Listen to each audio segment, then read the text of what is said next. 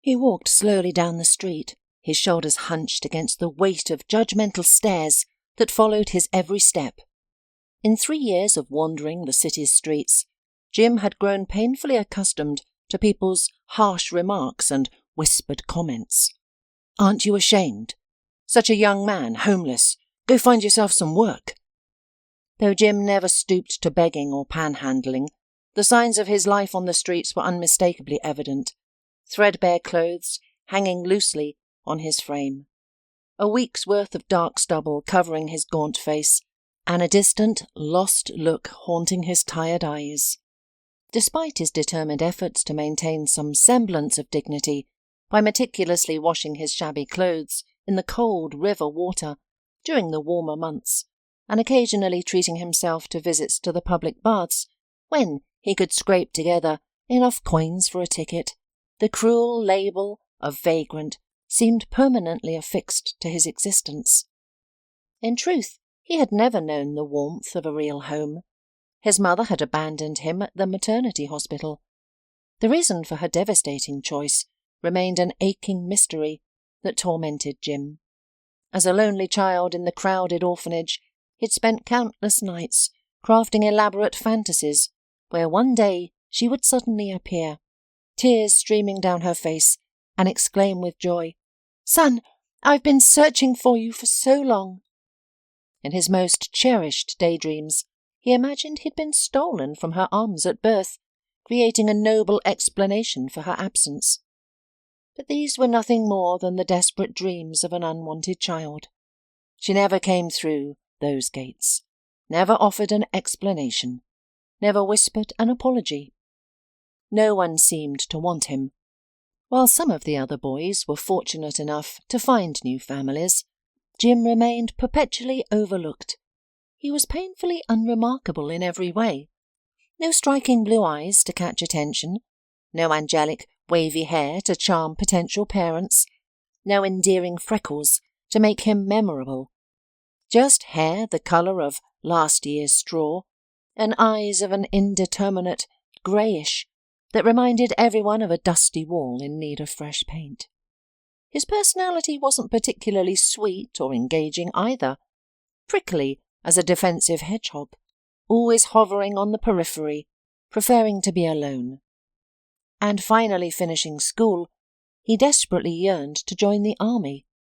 Military service represented more than just a duty.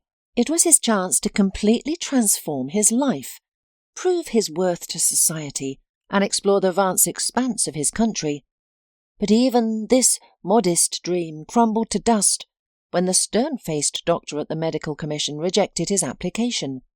His flat feet and seemingly minor heart condition immediately disqualified him from service.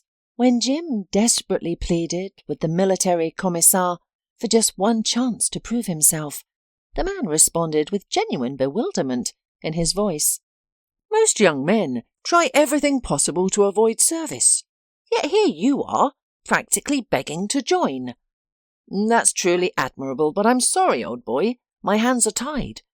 I'd be held personally responsible if anything happened. Go, live your life instead. Study, find good work, fall in love. There are countless other ways to serve our society."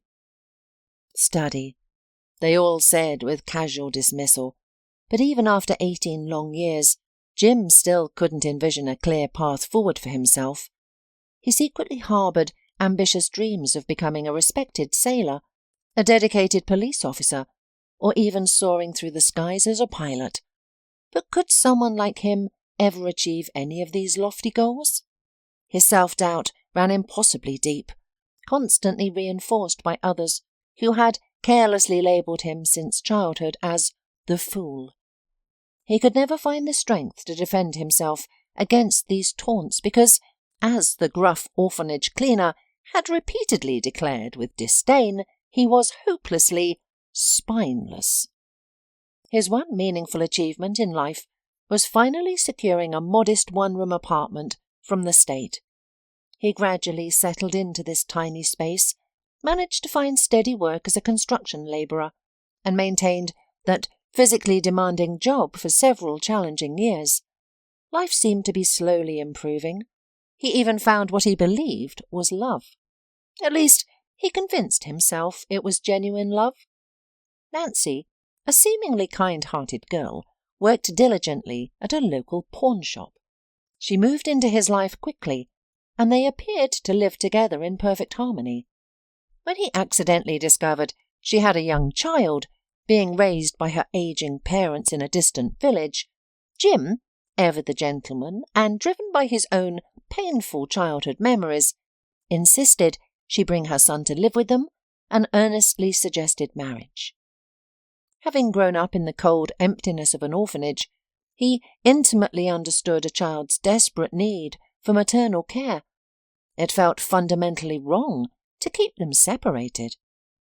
Nancy readily agreed to the marriage proposal, but carefully pointed out that this cramped one-room apartment would be far too small for 3 people to live comfortably. She cleverly suggested selling Jim's apartment and using the substantial money as a down payment for a proper mortgage on a larger place. Completely unfamiliar with the complex legal intricacies of property ownership, Jim trustingly allowed her to handle all the confusing paperwork. This blind trust proved catastrophically misplaced. By naively signing documents without proper check, he had unwittingly made Nancy the sole legal owner of his only possession. She wasted no time in selling the apartment and coldly evicting him from what had once been his sanctuary. She didn't do the dirty work herself. Instead, 2 menacing thugs forcefully removed him from the premises, making it crystal clear that any resistance would result in an extended stay in the hospital, or something far worse. Though Jim immediately rushed to the local police station, seeking justice, everything was frustratingly legal and binding. According to the papers he had foolishly signed, he had officially gifted his apartment to Nancy, and she could legally dispose of it however she wished. And yet, Jim gathered his courage to stand up for his rights. With determination in his steps, he marched into Nancy's workplace and started arguing. But his weak attempt at justice was cut short when security personnel forcibly removed him from the premises.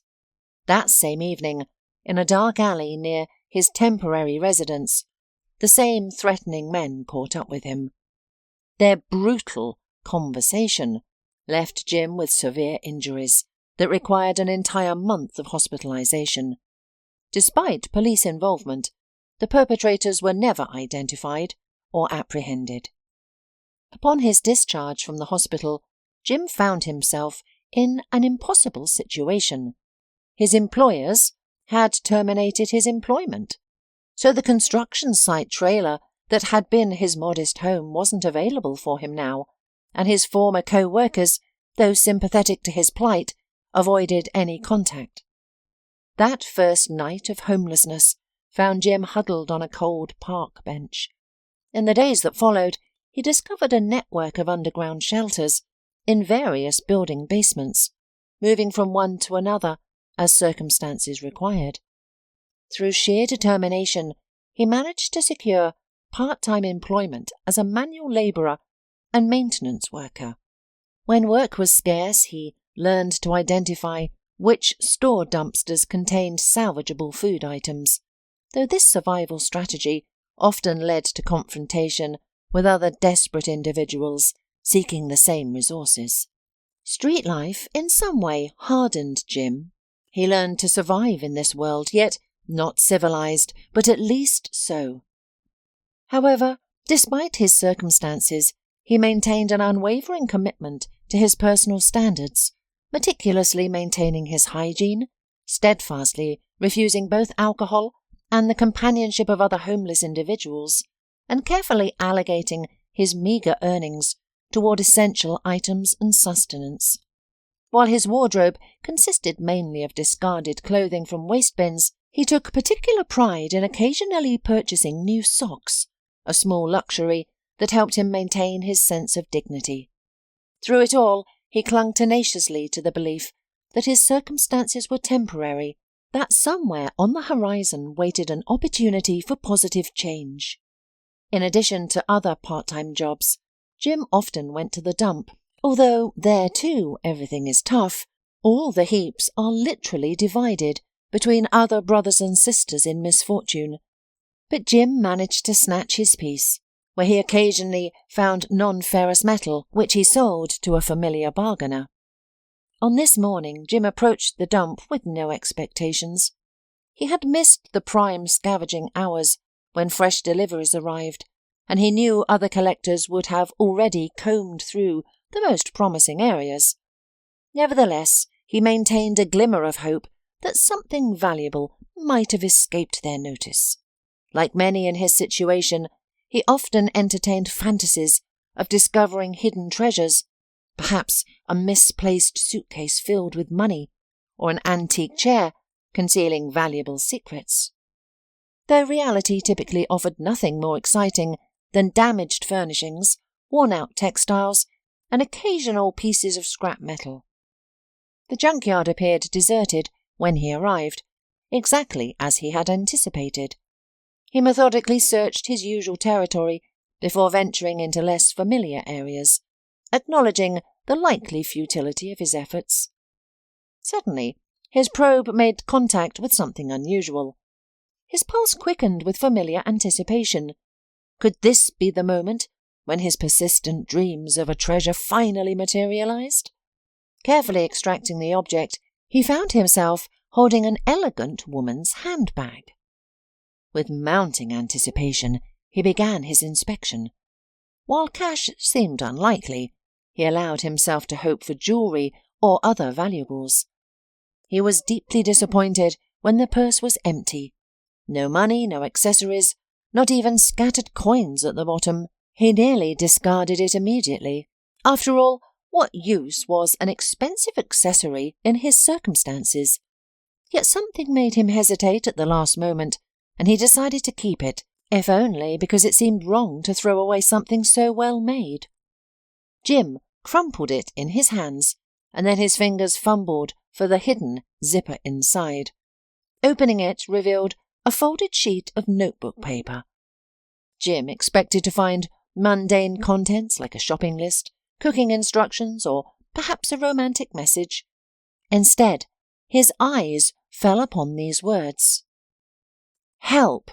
I'm being held at some summer house. From the window I can see railroad tracks. A train stops here at 8:30 every morning for 2 minutes. Jim stood frozen, his mouth agape at this extraordinary discovery. His first impulse was to simply dispose of the note and continue with his daily struggles. He certainly had enough challenges without involving himself in mysterious circumstances.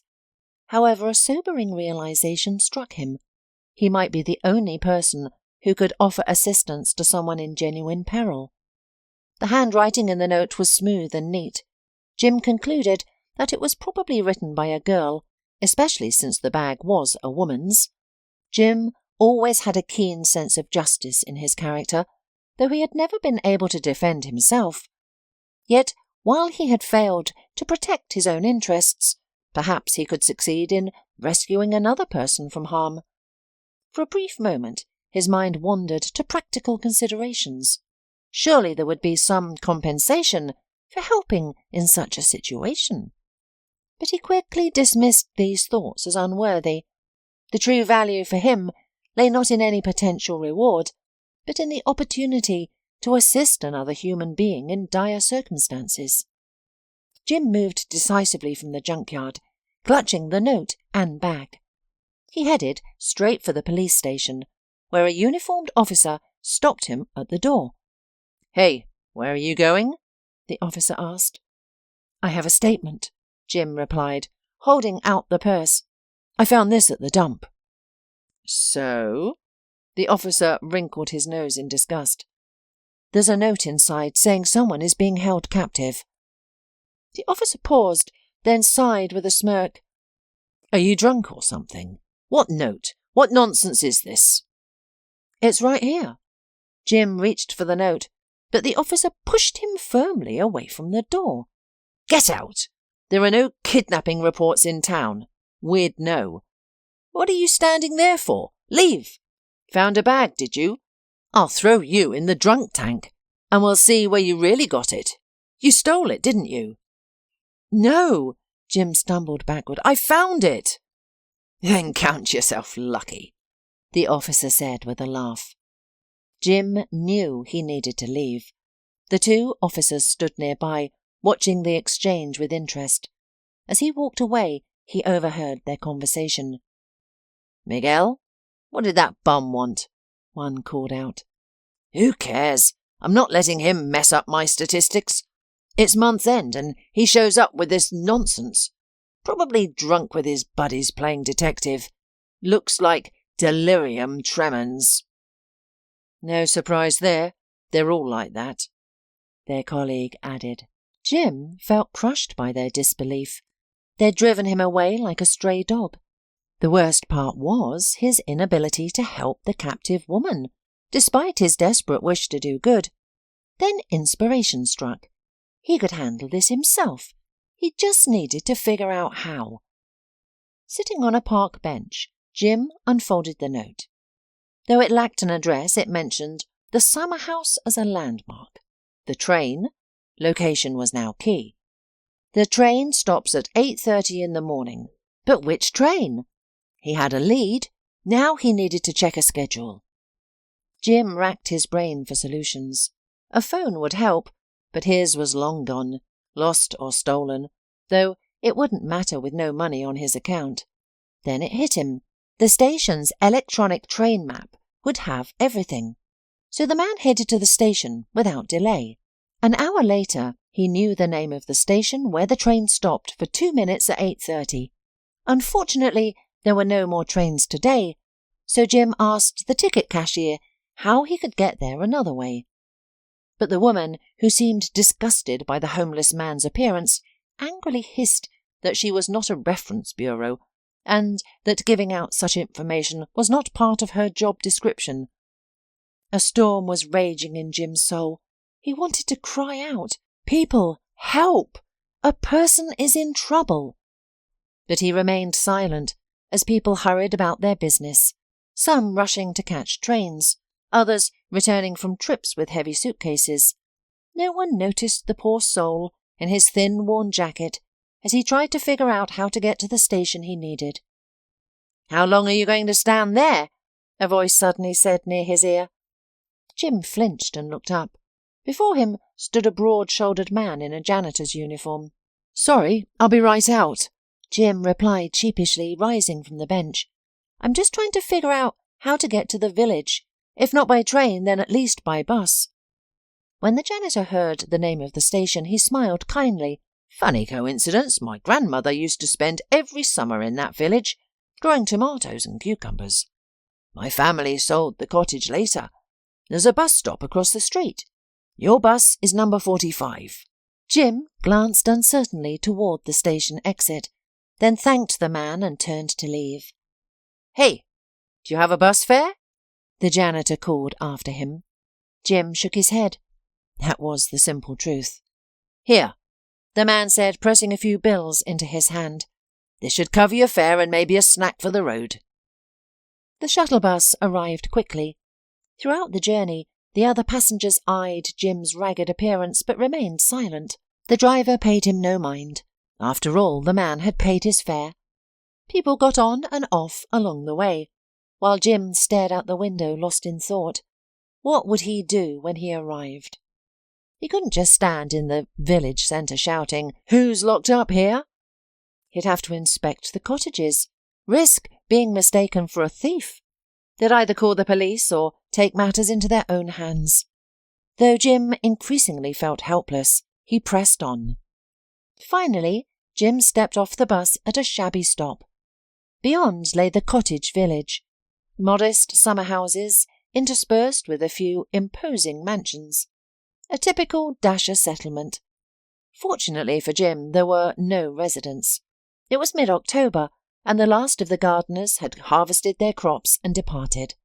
Only stray cats and dogs remained, abandoned by their negligent owners. He knocked on doors and peered through windows, but no one answered. Walking down the street, Jim eventually sank onto a bench near one of the houses. He was exhausted, hungry, cold, and directionless. Everything was pointless. He wouldn't find anyone here. Where would he sleep tonight? What would he eat? What a fool he'd been, giving in to this chivalrous impulse to rescue some phantom victim. There was no one here. Then he heard a car engine. Jim caught sight of the car pulling away from the only luxurious cottage in the area. Could the victim be there? The railroad was visible from that side. It was worth investigating. Jim decided to examine the mansion's grounds. After the car disappeared around the corner, he approached the gate and pulled. Locked, of course. A security camera loomed on a nearby pole. Jim surveyed the neighbouring plot and realised he could access the yard undetected through it. The fence there was lower, just wooden boards with no visible cameras. Jim smirked. These rich folks think thieves only use the front door. But he wasn't a thief. He was on a noble mission. Gathering his courage, he scaled the fence and surveyed the yard. The yard was empty. He jerked open the front door. Locked. "Hello?" he shouted into the keyhole, pressing his ear against it. Silence. Then Jim went to the outbuildings. "Is anyone alive?" he called out several times. Only pressing silence answered. Then came a noise from an old barn that stood out among the newer buildings. A faint knock sounded from inside the door. "Help!" came a woman's voice, quiet but tearful, as if drawing its last breath. Jim rushed to the doors. They were sturdy, secured with a huge padlock. "Hey, can you hear me?" Jim shouted. "How did you get in there?" "He locked me in. Help!" the female voice called back. "Did you write the note?" "Yes, help!" The woman's voice suggested she was close to fainting. There was no time to waste. Jim scanned the area for something to break the lock, but found only well-manicured lawn grass everywhere. He circled the barn and spotted a small window under the roof, barely large enough for a cat. Then his eyes fell on a small crowbar leaning against the neighbouring house's wall, alongside a shovel and rake, clearly forgotten by careless owners. What luck! In moments, Jim had retrieved the crowbar and returned to the barn door. "Are you all right in there?" he called out. "Bad! Help!" came the barely audible response. Jim attacked the lock with the crowbar. Though unusually strong, the lock finally gave way, and he swung the barn door open. A short, frail girl collapsed into his arms. "Thank you," she whispered through blood-cracked lips before losing consciousness. Jim carried her back the way he had come. As he reached the road, he saw a police car approaching, lights flashing. It turned out not all the village residents had left. An elderly woman had spotted what she thought was a homeless man prowling around, peering through windows and doors. Frightened he might be a thief, or worse, she had called the police. The officers, seeing Jim with the unconscious girl, ordered him to surrender, or they would draw their weapons. "I haven't done anything bad," he mumbled. "I only wanted to help her." "Save it for the station," the officers replied, roughly handcuffing him and putting him in their car. They waited for an ambulance to take the girl to the hospital before driving to the station. At the station, Jim explained why he had come to the Dasher settlement. "You're spinning fairy tales," the investigator scoffed. "To hear you tell it, you're Poirot or Maigret himself. Come clean, how long have you been casing those houses? Where's your stash? Or have you drunk away all the proceeds? What did you do to the girl?" "I'm Jim Squibb, just an ordinary man," he replied steadily. "Not a thief, not a murderer, not a rapist. I went to your colleagues first, but they dismissed me, so I acted alone. I found the girl. How is she doing?" "Still unconscious," the investigator said curtly, "but the doctors expect her to recover. Don't think you're off the hook. Her testimony will sink you for sure." "I look forward to hearing her story," Jim said. You might want to investigate the house's owner while you're at it. Are you, the worthless vagrant, trying to tell me how to do my job?" The investigator's face flushed with anger. He called the duty officer, and Jim was taken to a holding cell. Jim went quietly and obediently. Truth be told, he was grateful for a warm place to sleep.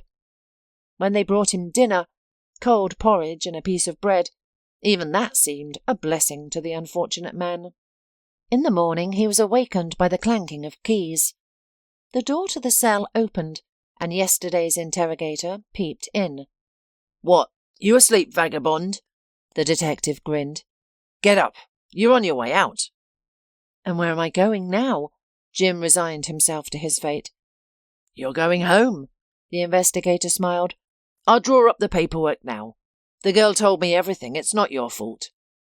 In his office, the investigator briefly informed him that Jim was no longer suspected of anything. "And did they find the one who held her?" Jim inquired. "Found?"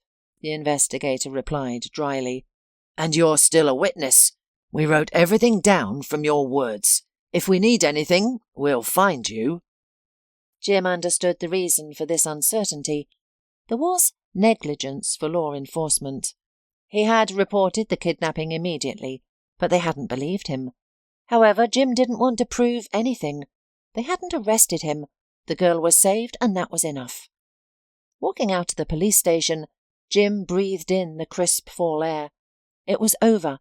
He had done it. Saved someone. Sure, they hadn't believed him at first, and no one had even said thank you. It stung a bit, but it wasn't terrible.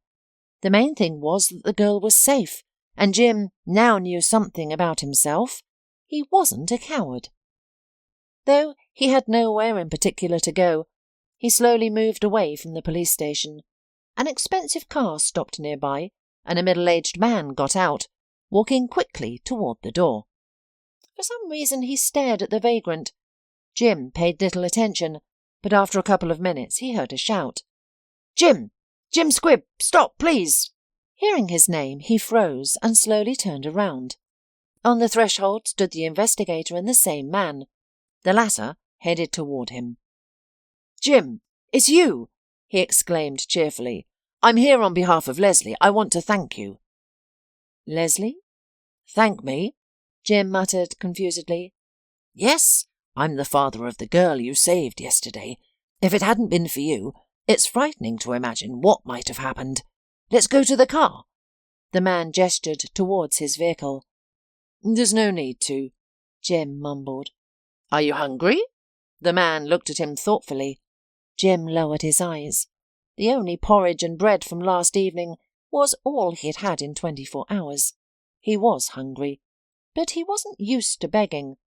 Even homeless, he had always earned his own food. Reading all these thoughts on Jim's face, the man resolutely took him by the arm and led him firmly toward the car. Jim obeyed. "We're going to a good place. They have great food there," the man said, starting the engine. "My name is Mr. Faustino, by the way." "Jim." "I know," Mr. Faustino laughed. "The investigator told me. Oh, Jim, I'm so glad I caught you. You're a real hero. Thank you." "I didn't do anything special," Jim replied modestly. "The main thing is that your daughter is safe." "Well, not quite safe. She'll have to stay in the hospital for a while because of that jerk. She's dehydrated and has pneumonia, but the doctors say it's not critical. You got there just in time. Just one more day, and that would have been it," Mr. Faustino said, driving confidently. Jim was silent, only nodding in response. He wanted to ask questions. Why the girl was in the barn? Who had kept her there?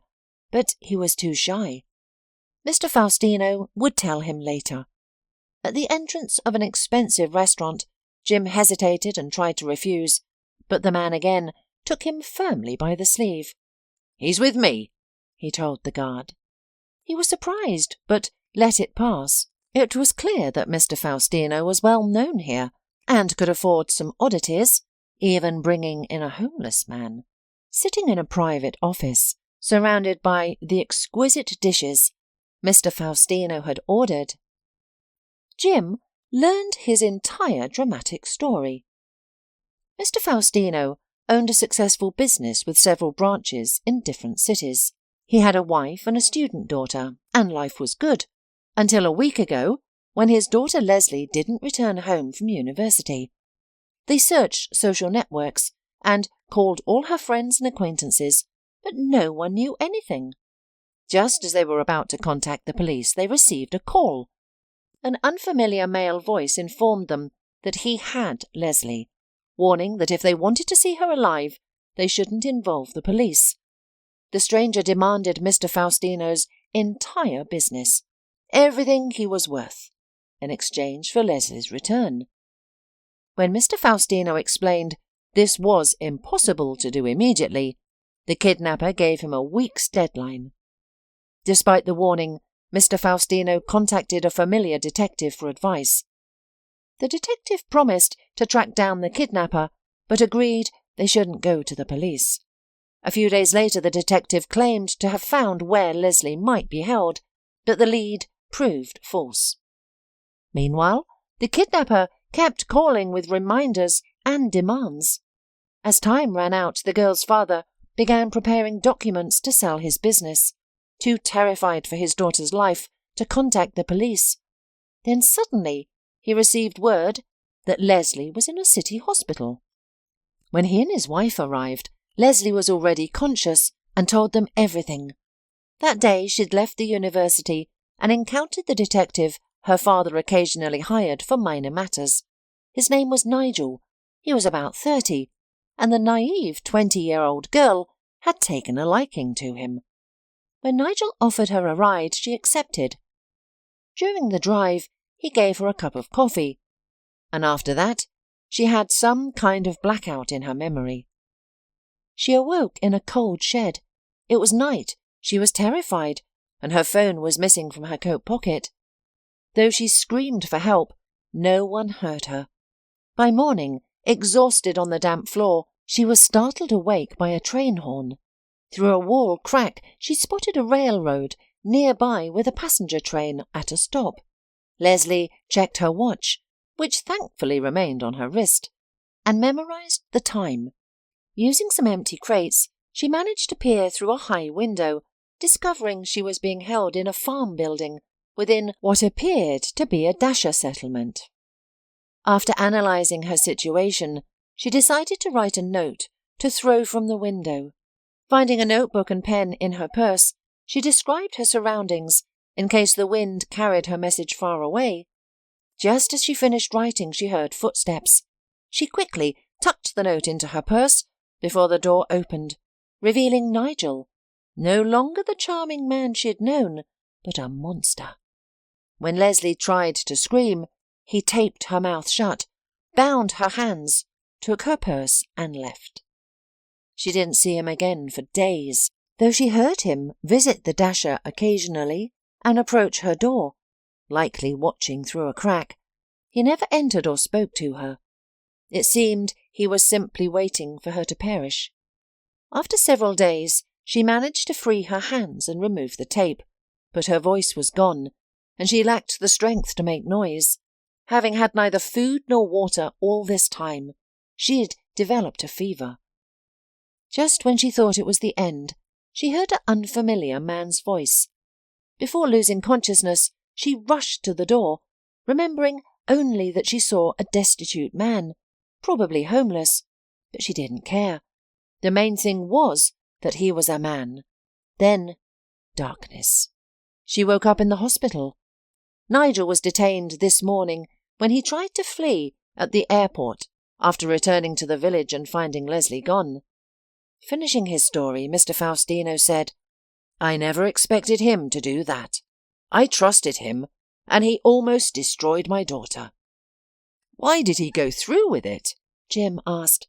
"Surely he must have known that even if he got the money, he couldn't escape. Leslie would tell everything." "He wasn't planning to let her live," Mr. Faustino replied, his voice filled with pain. "As for the money, trust me, that creep would have figured something out. You stopped his plans. You don't realize what you've done for us. You saved both our daughter and our business. The money doesn't matter. What matters is that Leslie is alive." Mr. Faustino fell silent for a moment before asking, "Now tell me, young man, what's happening in your life?" "Not much," Jim replied sadly. "I've been searching through dumps, which is where I found Leslie's purse." "Well, that was fortunate," Mr. Faustino exclaimed, then quickly added, "But I was not asking about the situation with finding the purse. Jim, I gather you have nowhere to live. Why is that?" Jim briefly shared his sad story. Mr. Faustino listened carefully before offering his help, something Jim hadn't expected but gratefully accepted. Mr. Faustino started by renting an apartment for him, helped him buy clothes and arranged a job for him. Though it was only as a courier, it was just the beginning. Mr. Faustino also promised to help Jim enroll in college after summer. He could work and study. There was still time to catch up if he had the motivation. And Jim did have the motivation. He discovered his calling, to become a lawyer. He stayed friends with Leslie and found true love with Sarah, a nurse at the local hospital where he had had his medical check. At first he couldn't understand why Sarah loved him, a poor man without a good background. He even asked her about it. "What a silly thing," Sarah laughed. "You're the best man in the world. I feel safe with you." These words gave Jim renewed strength. Now he knows for certain that he's not worthless, and he will succeed. Being at the bottom isn't the worst thing. What's worse is having no chance to rise again, having no one extend a helping hand. And in that, he's been fortunate.